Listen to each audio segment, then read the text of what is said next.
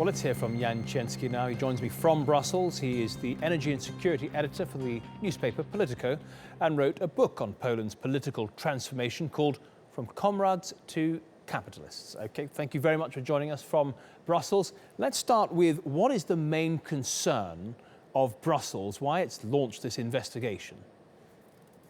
The main issue is that there's a feeling in Brussels that they let Hungary slide, and that they should have intervened more dramatically when Viktor Orban came to power a few years ago and started taking many of the same steps that the Polish government is taking now. And that is to emphasize they're not authoritarian or non-democratic countries, but they're countries that the ruling party feels, after having won an election, that it shouldn't have any institutional brakes on its ability to push through its political program. So the idea that you have independent courts, independent bureaucracies, outside people assessing what's happening in the country is very strongly opposed by governments in both countries.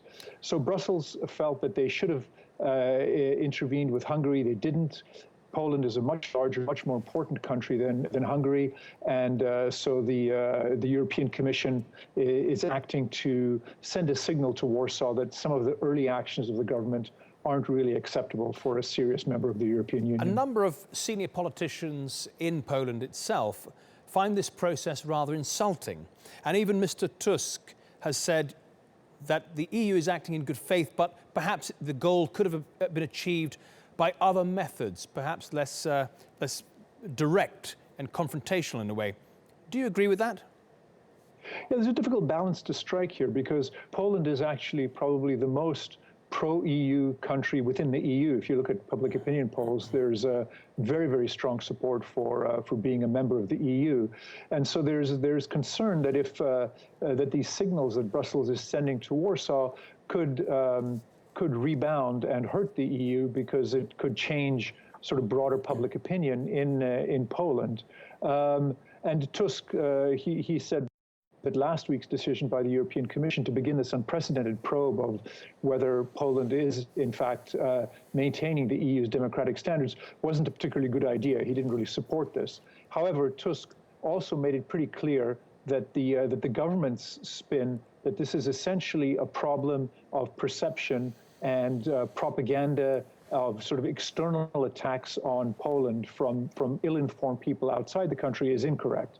And Tusk made it pretty clear that that actually the core issue are the changes that are being pushed through by the government in Warsaw, and that that the key to ending this problem lies in Warsaw and not outside the country.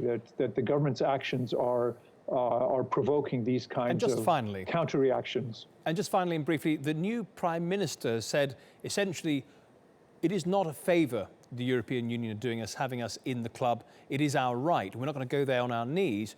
Do you think there could be a confrontation, a serious confrontation between Poland and the EU, the rest of the EU?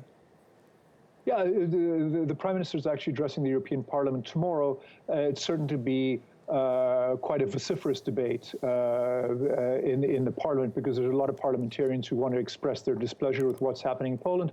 However, the government knows that in the end, the EU simply doesn't have the instruments to actually punish a big, serious member country like Poland, and so nothing much will happen in the end. Okay, Jan Cienski in Brussels, thank you for your analysis.